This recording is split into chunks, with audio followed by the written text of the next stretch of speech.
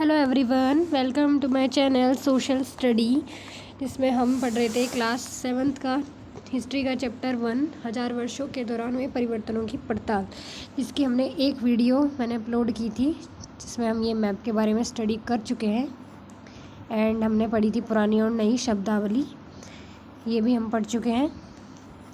आज हम next topic पढ़ने जा रहे हैं इसका। तो आज इस वीडियो में हम स्टार्ट करने वाले हैं इतिहासकार और उनके स्रोत। इतिहासकार से क्या मतलब है? इतिहासकार मीन्स जो भी लोग हैं जो इतिहास के बारे में स्टडी करते हैं और उन्हें कुछ चीज़ें भी ऐसी चाहिए होती है जिनको देख के वो आइडिया लगाते हैं कि हाँ उस टाइम पे ऐसे होता था या ये करते थे। ठीक है, तो अलग अलग युग में अलग अलग जो भी चीज़ें उन्हें मिली उसके हिसाब से वो खोज करते हैं। तो देखो उनके स्रोत क्या है। स्रोत किसको बोलते हैं? सोर्स, जिससे उनको नॉलेज मिल रही है, जो वो चीज़ें हैं, जैसे पांडुलिपि और ये सब हो गया। ठीक है, तो इतिहासकार किस युग का अध्ययन करते हैं और उनकी खोज की प्रकृति क्या है, इसे देखते हुए वे अलग अलग तरह के स्रोतों का सहारा लेते हैं। मतलब वो अलग अलग स्रोत का सहारा लेते हैं। वही जो मैंने बताया, जिस समय में जो भी उपलब्ध था उनको देखकर वो आइडिया लगाते हैं कि हाँ उस समय में क्या होता होगा।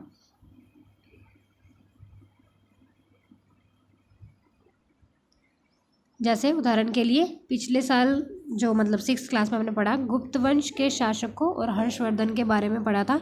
उसमें 700 और 1750 ईस्वी तक की आपने घटनाएं पढ़ी।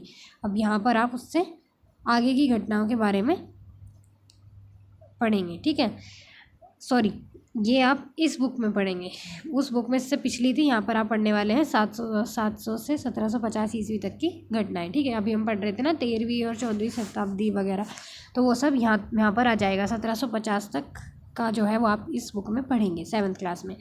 इस काल के अध्ययन के लिए इतिहासकार जिन स्रोतों का प्रयोग करते हैं उनमें आपको बहुत सी ऐसी बातें मिलेंगी जो पिछले युग में वैसी ही चली आ रही हैं। क्या मतलब इस बात का? भाई जब गुप्त वंश था, मतलब जब इस समय में कुछ चीज़ें थी जो आज मतलब इस समय जो अब आप 7th क्लास में पढ़ रहे हो इस दौर में भी हैं, लेकिन कुछ चीज़ें बदल भी गई होंगी, कुछ नई तकनीक आ गई होगी या नई उपलब्ध होने हो गया होगा कुछ भी सामान या कुछ भी चीज़ें।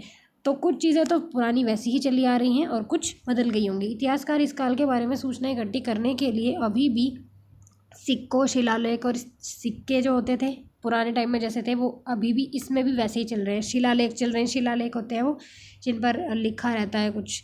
स्थापत्य, भवन निर्माण की कला, जो आपने देखा भी होगा, जो बिल्डिंग्स पे जो मतलब बनी रहती है ना, मूर्ति तो नहीं कहेंगे लेकिन जो पत्थर पे जो भी हम करते हैं कला, ठीक है, भवन निर्माण, जैसे कि ताजमहल और ये सब है, उन पर जो भी डिज़ाइंस है उसको बोलते हैं भवन निर्माण की कला को स्थापत्य। तथा लिखित सामग्री पर निर्भर करते हैं। मीन्स ये जो सारी चीज़ें हैं ये पिछले में भी थी और अभी भी हैं, वही चलती आ रही हैं, पर कुछ बातें पहले से काफ़ी भिन्न भी हैं, पर कुछ चीज़ें बदल गई हैं। इस युग में प्रामाणिक लिखित सामग्री की संख्या विविधता आश्चर्यजनक रूप से बढ़ गई। यहाँ पर जो लिखने वाली चीज़ें हैं ना वो बदली हैं। कैसे? अभी वो हम आगे पढ़ेंगे। इसके आगे इतिहासकार सूचनाओं के दूसरे प्रकार के स्रोतों का इस्तेमाल धीरे धीरे कम करने लगे थे। मीन्स जो पहले होता था उसका इस्तेमाल कम हुआ और कुछ नया आया। ठीक है, कम करने लगे। इस समय के दौरान कागज़ क्रमशः सस्ता होता गया। अब जो दौर आया है उसमें कागज़ सस्ता हो गया। पुराने टाइम में कागज़ की मात्रा जल्दी से उपलब्ध नहीं हो पाता था, कागज़ और महंगा था और उपलब्ध ही नहीं था। मतलब अब ये जो समय आया है इस टाइम पे तकनीक इतनी बढ़ गई, टेक्नोलॉजी आ गई कि कागज़ बनाना आसान हो गया और फिर उस वजह से सबको उपलब्ध भी होने लगा, तो वो सस्ता भी हो गया, तो बड़े पैमाने पर उपलब्ध भी होने लगा। तो फिर लोग क्या करते थे? धर्म ग्रंथ, शासकों के वृत्तांत मतलब जिनमें शासकों के बारे में लिखा जाता था, जो भी उनकी किताब या कुछ भी, या संत जो लेखन करते थे, उपदेश, उनके अर्जियाँ, अदालतों के दस्तावेज, हिसाब, करों के खाते आदि लिखने में इसका प्रयोग करने लगे। जितने भी लिखने की चीज़ें थी अब वो क्या होने लगा, वो उसमें कागज़ का उपयोग होने लगा। फिर धनी व्यक्ति, शासक जन, मठ, मंदिर पांडुलिपियाँ एकत्रित किया करते थे। पांडुलिपियाँ क्या होती हैं? पांडुलिपियाँ वही जिन पर लिखित होती है आपके पास सारी जानकारी। तो पांडुलिपियों को पुस्तकालयों तथा अभिलेखागारों में रखा जाता है। अभिलेखागार क्या होता है, यहाँ पर लिखा है ये कीवर्ड, एक ऐसा स्थान जहाँ पर दस्तावेज और पांडुलिपियों को संग्रहित किया जाता है, उसको क्या कहते हैं, अभिलेखागार। जैसे कि ऑफिस होता है, जितने भी आपकी रिटर्न जो होती है चीज़ें वो आप ऑफिस में रखते हो। आज के टाइम की अगर हम बात करें तो टेक्नोलॉजी बहुत बढ़ गई है, तो ये काम लैपटॉप और कंप्यूटर में हो रहा है। जितना भी हमारा डेटा स्टोर रहता है, तो पुराने टाइम में लिखित जो भी हमारे पास होता था उसको जहाँ भी हम रखते थे अपने सारे डॉक्यूमेंट्स, दस्तावेज बोलते हैं हिंदी में, वो उस जगह को क्या बोलते थे, अभिलेखागार। तो पांडुलिपियों और दस्तावेजों से इतिहासकारों को बहुत सारी विस्तृत जानकारी मिलती है, लेकिन साथ ही इनका उपयोग कठिन भी है। अब कठिन क्यों है, पांडुलिपियाँ बहुत इंपॉर्टेंट तो हैं क्योंकि उनसे हमें उस दौरान उस समय की सारी जानकारी मिलेगी जब फ्यूचर में चल के कोई उसको पढ़ेगा। लेकिन अब उनका उपयोग कठिन क्यों है उसके बारे में अब पढ़ेंगे, क्यों ऐसा बोला गया है। और ये भी आगे देख लेना, जैसे कि आज सभी राष्ट्रीय और राज्य सरकारों के अभिलेखागार होते हैं जहाँ में अपने तमाम पुराने सरकारी, वही मैंने बताया जो ऑफिस में हर जगह का अलग ऑफिस है, वहाँ के सारी पुरानी डॉक्यूमेंट जो भी है वो वहाँ पर रखे रहते हैं।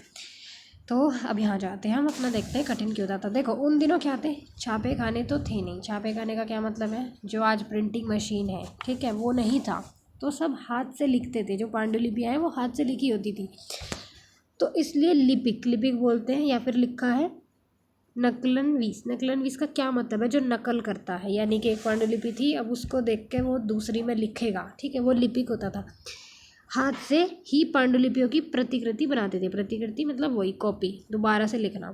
अगर आपने कभी कभी अपने मित्र के गृह कार्य की नकल उतारी, अगर आपने कभी काम आपका पूरा नहीं, होमवर्क नहीं, तो आपने किसी दोस्त की से किया होगा, तो क्या होता है उसकी राइटिंग कभी कभी समझ नहीं आती है, लिखावट समझ में नहीं आती होगी, तो क्या होता है आप आइडिया लगाते हो, अच्छा ये वर्ड ये है या शायद ये मात्रा ये है, तो आप वही लिख डालते हो। वो सही है या गलत वो बाद में पता चलता है। हो सकता है फिर आपकी कॉपी से कोई करे, उसको भी आपकी ना समझ में आए तो वो कुछ और लिख देगा, तो ऐसे करते करते वो गलती होती जाएगी, सही पता नहीं चल पाया कि वो था क्या। तो जो पुरानी पांडुलिपि थी उसमें कुछ गलती थी, तो अगले वाले लिपिक ने क्या किया, अपने हिसाब से कुछ लिख दिया। हो सकता है फिर उसकी किसी ने प्रतिकृति बनाई होगी कॉपी दोबारा से, तो उसको कुछ लगा, उसने कुछ और कर दिया, तो ऐसे वो चेंजेस करते गए, अंदाज़ा लगा कर ही उन्होंने लिख दिया। तो आपके लिखे में मित्र के लिखे, ये तो वही वाली बात होगी, छोटे मोटे लेकिन चेंजेस आए होंगे, इसको आप पढ़ लेना, मेन चीज़ यहाँ यही बताएगी। तो महत्वपूर्ण अंतर आ जाते होंगे, हाँ अंतर आ जाता है। तो पांडुलिपि की प्रतिकृति बनाने में भी कुछ कुछ यही होता है। जब लिपिक छोटे मोटे फेर बदल करते चलते थे, तो शब्द कोई शब्द बदल दिया है, कोई वाक्य अपने हिसाब से बदल दिया, तो बहुत सदी पर सदी प्रतिलिपियों की प्रतिलिपियाँ बनती रही, ठीक है, ऐसे ही बनती रही भाई। उसकी एक और बनाई, फिर अगले इतिहासकार ने बना दी, तो उसमें चेंज आते गए। फिर अंततः क्या होता था, ही मूल ग्रंथ की भिन्न भिन्न प्रतिलिपियाँ एक दूसरे से बहुत ही अलग हो गई। अब जो सबसे पुराने वाली लिपि थी पांडुलिपि, उसकी एक और बनाई, फिर एक और बनाई, एक और बनाई। अब ये वाली जो थी ना, ये सारी जो बनी है, नहीं ये इससे बिल्कुल अलग हो गई। और फिर कुछ टाइम बाद इस पुराने वाली का पता भी नहीं रहता था, क्योंकि हमारे पास ये आ गई, तो इसको कहीं या ये दब गई या डिस्ट्रॉय हो गई, नहीं पता, तो वो उससे अलग हो जाती थी। और फिर उत्पन्न हो गई। आज हमें लेखक की मूल पांडुलिपियाँ शायद ही कहीं मिलती हैं, मूल नहीं मिलती हैं, यही मिलती हैं प्रतिलिपियाँ, ठीक है, वो नष्ट हो गई। हमें बाद में लिपिकों द्वारा बनाई गई प्रतिलिपियों पर ही पूरी तरह निर्भर रहना पड़ता है, हम उसी पर निर्भर रहेंगे। इसलिए इस बात का अंदाज़ा लगाने के लिए कि लेखक ने क्या लिखा था, कौन सी बात सही है, इतिहासकारों को एक ही ग्रंथ विभिन्न प्रतिलिपियों का अध्ययन करना पड़ता है। तो वो एक कोई उन सब को पढ़ते हैं और फिर आइडिया लगाते हैं कि क्या बात सही हो सकती है। इसको ऐसे समझो, मान लो कहीं कहीं पर कोई घटना हुई थी, कोई इंसिडेंट हुआ था। अब ऐसा होता है कि किसी ने तो बता दिया है भाई वो 1730 में हुआ था दिसंबर में, अब कोई आके बोलेगा वो 1731 जनवरी में हुआ है, दिस टाइप, मतलब ऐसे मैं एक आइडिया बता रही हूँ, ठीक है, एक एक डेट का। अगर किसी को एक्यूरेट नहीं पता, हो सकता है कि वो जो घटना थी वो लगभग 6-7 महीने तक चली है, तो नहीं याद है, अब वो हर प्रतिलिपि में कुछ अलग अलग लिखा हुआ है, तो क्या होगा फिर उन सबको पढ़ के आप आइडिया ही तो लगाओगे कि शायद ये है, शायद ये सही है, ठीक है। पूरी तरह से आप श्योर नहीं होते, लेकिन आपको स्टडी सारा करना पड़ता है, पढ़नी सारी पड़ती है आपको। अब ये तो किसी और ने प्रतिलिपियाँ बनाते गए तो चेंजेस आते गए। कई बार लेखक खुद भी क्या करता था, दोबारा से अपनी में कुछ मतलब चेंजेस कर देता था कि मैं इसमें ये बदल दूँ, अब ये लिख दूँ। तो कई बार लेखक स्वयं भी समय समय पर अपने मूल वृत्तांत में संशोधन किया करते थे। संशोधन मतलब चेंज, बदल देते थे, कुछ कुछ और लिख दिया कि यहाँ पर मैं ये एक्स्ट्रा कुछ ऐड कर दूँ। तो 14वीं शताब्दी के इतिहासकार थे एक जियाउद्दीन बर्नी, ठीक है। उन्होंने क्या कहा था, अपना वृत्तांत एक लिखा था उन्होंने, जो भी कुछ अपने बारे में, वो 1356 में लिखा और दूसरी बार इसके 2 वर्ष बाद लिखा था। एक बार 1356 में लिखा और फिर 2 वर्ष बाद यानी 1358 में दूसरी बार उसको फिर से लिखा था। तो 1971 में, देखो 1300 की बात है, 1971, 1300 के बाद 1971 में जब हम पहुँचे 18वीं शताब्दी में, तो इतिहासकारों को पहले वाले वृत्तांत की जानकारी ही नहीं थी। उनको पता ही नहीं था ये जो ओरिजिनल वाली थी है, जो 56 में बनी थी, उन्होंने जो लिखी थी, उसका उनको पता ही नहीं था कि वो कहाँ चली गई, ठीक है। तो इतना टाइम आते आते वो नष्ट हो गई। पुराने वाली का कुछ अता पता नहीं रहा, बस फिर प्रतिलिपियाँ ही पढ़ रहे थे सब। तो यह पुस्तकालयों के विशाल संग्रह में कहीं दबा पड़ा था, वो कहीं पीछे रह गया, क्योंकि अब उसकी ज़रूरत नहीं है। जो आगे बनती जा रही है उसको हम पढ़ते जा रहे थे। तो ये कठिनता थी इन पांडुलिपियों में, ये कठिनता थी कि भाई मतलब जो मूल वृत्तांत था उसके बारे में मतलब उसमें संशोधन लगातार होता जाता था। क्यों? क्योंकि जो इतिहासकार थे उनको लिखावट समझ में नहीं आती थी, तो वो अपने हिसाब से फेरबदल कर देते थे शब्द और वाक्य, ठीक है। तो मूल वृत्तांत का फिर कुछ भी अता पता नहीं रहता था कि वो कहाँ गया। ये ऊपर हमारा थोड़ा सा मिस हो गया था, जो साइड बाय साइड, इसको देख लेते हैं। ये तो हो गया, इस चित्र को देखते हैं। ये देखो क्या कर रहे हैं, लिख रहे हैं कुछ। यह लघु चित्र, लघु चित्र मतलब छोटा चित्र, एक प्रतिकृति है जिसमें एक लिपिक किसी पांडुलिपि की नकल कर रहा है, पांडुलिपि की नकल कर रहे हैं। देखो इसमें से देख के इसमें नोट कर रहे हैं। इस चित्र का आकार है ये 10.5 और 7.1, यानी कि 10 इसकी चौड़ाई है और 7 इसकी लंबाई है फोटो की, सेंटीमीटर। इस छोटे आकार के कारण ही इसे लघु चित्र कहते हैं, या फिर इनको मिनिएचर भी कहते हैं। कभी कभी इन लघु चित्रों का प्रयोग लेख में आई पांडुलिपियों को स्पष्टता प्रदान करने के लिए किया जाता था। क्या करते थे भाई, जैसे आप भी बुक पढ़ रहे हो, अगर इसमें एक भी फ़ोटो ना हो ना तो आपका पढ़ने का मन नहीं होगा। फ़ोटो के साथ देख देख के थोड़ा इंटरेस्ट आता है। तो कभी कभी क्या करते थे, पांडुलिपियों में इनको भी लगा के क्या आ जाती थी, स्पष्टता मीन्स थोड़ी सर्टेनिटी, मतलब अच्छा से अच्छा ऐसे हुआ था। फ़ोटो देख के जल्दी समझ में आता है, विजुअल।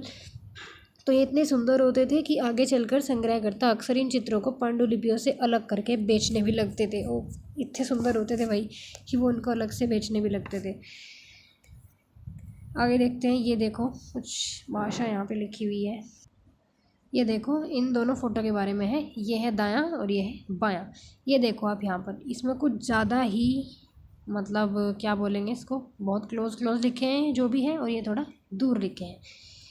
तो लिखावट की भिन्न प्रकार की शैलियों के कारण फ़ारसी और अरबी पढ़ने में कठिनाई हो सकती है। ये जो भी इनकी शैली है लिखने की, फ़ारसी और अरबी पढ़ने में कठिनाई हो सकती है। तो एक होती है नस्तलिक लिपि जो बाईं ओर लिखी है, यानी कि ये वाली, ठीक है।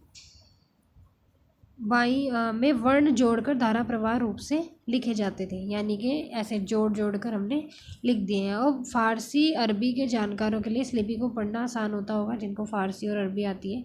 और जो शिकस्त लिपि है, शिकस्त यानी कि ये वाली जो दाईं ओर लिखी हुई है, ये क्या है, सघन, संक्षिप्त और कठिन है। ये देखो दिख ही रहा है, बहुत क्लोज। सघन मतलब एकदम मिले, और ये बहुत कठिन भी है पढ़ने में, ठीक है। बस इस फोटो के बारे में इतना ही। अभी जो है नए सामाजिक और राजनीतिक समूह, ये है नेक्स्ट टॉपिक। इसको तो हम नेक्स्ट वीडियो में पढ़ेंगे। अभी ऊपर हमारा एक और चीज़ मिस हो गई है, देखो ये तो पढ़ लिया था। यहाँ पर ये देखो, ये जो कागज़ वाली बात आई थी, ठीक है। इन दो प्रसंगों की तुलना कीजिए। पहले वाला देखते हैं। 13वीं सदी के मध्य के विद्वान को एक पुस्तक की प्रतिलिपि की ज़रूरत पड़ी।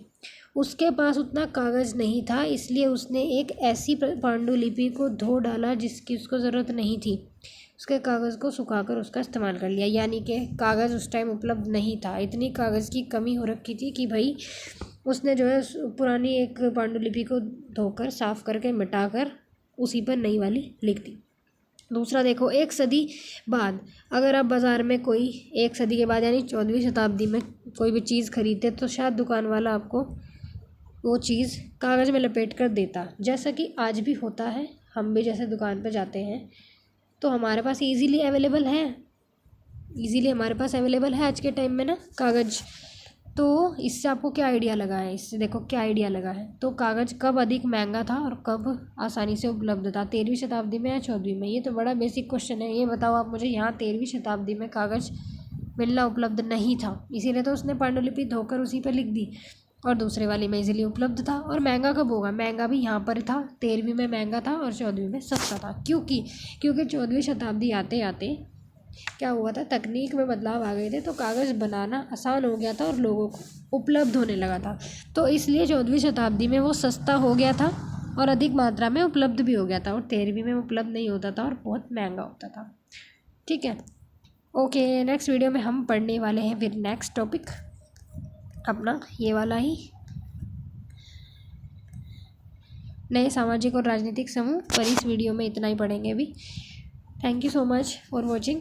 वीडियो अच्छी लगी है तो लाइक करें, कमेंट करें, शेयर करें दोस्तों के साथ, और मेरे चैनल को सब्सक्राइब कर लें। Okay, bye bye.